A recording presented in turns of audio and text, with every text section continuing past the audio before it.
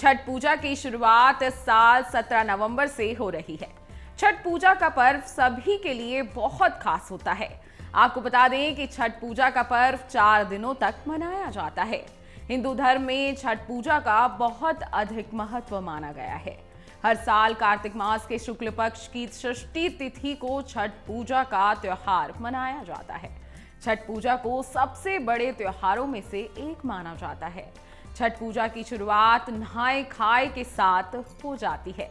छठ पूजा को लेकर बहुत सी परंपराएं और बहुत सी मान्यताएं हैं, जो छठ पूजा को और भी खास बना देती हैं। आपको बता दें कि छठ पूजा का व्रत संतान की लंबी उम्र, उज्जवल भविष्य की कामना के लिए रखा जाता है। ये व्रत 36 घंटों तक चलता है। छठ पूजा को कठिन व्रतों में से एक माना गया है। आपको बता दें कि छठ पूजा में कई नियम हैं जिनका पालन करना बहुत जरूरी होता है। अगर इन नियमों का पालन ना किया जाए तो छठी मैया नाराज हो सकती हैं। तो चलिए जानते हैं कि इन नियमों में क्या क्या खास है और कौन सी ऐसी बातें हैं जो आपको छठ पर्व के दौरान ध्यान रखनी है।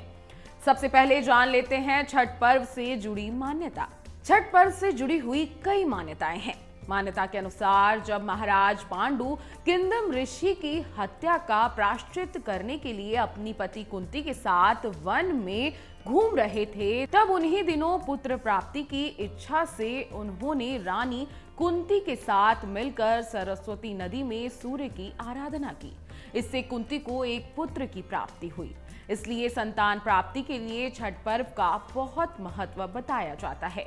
दूसरी मान्यता के अनुसार प्रिय व्रत, जिनको प्रथम मनु माना जाता है, वह निसंतान थे। प्रिय व्रत ने एक बार ऋषि कश्यप से संतान प्राप्ति के लिए उपाय पूछा। महर्षि कश्यप ने प्रिय व्रत को पुत्र शिष्ट यज्ञ करने के लिए कहा। यह उपाय करने के बाद पत्नी मालिनी ने एक पुत्र को जन्म दिया, लेकिन यह पुत्र मृतक पैदा हुआ। तभी देवताओं की दुनिया से ब्रह्मा की मानसिक बेटी प्रकट हुई, जिसने अपने स्पर्श से मृतक बच्चे को पुनर्जीवित कर दिया। तब राजा प्रियव्रत ने अनेक प्रकार से देवी देवता की स्तुति की। देवी ने कहा कि आप ऐसी व्यवस्था करें कि पृथ्वी पर सदा हमारी पूजा हो। तब राजा ने अपने राज्य में छठ व्रत प्रारंभ करवाया। छठ व्रत में कुछ बर्तनों का विशेष महत्व होता है। इसके इस्तेमाल के बिना छठ व्रत अधूरा माना जाता है। छठ पूजा में मुख्य रूप से सूर्यदेव की पूजा की जाती है और सूर्यदेव को अर्घ दिया जाता है। छठ पूजा में विधि विधान से उनकी पूजा की जाती है। छठ पूजा में सूर्यदेव को अर्घ देते समय मिट्टी के चूल्हे और पीतल के बर्तनों का ही इस्तेमाल करना चाहिए। इस पूजा में स्टील, चांदी और प्लास्टिक के बर्तनों का इस्तेमाल नहीं करना चाहिए। आपको बता दें कि कुछ ऐसी चीजें हैं जो छठ व्रत के दौरान भूल कर भी नहीं खानी।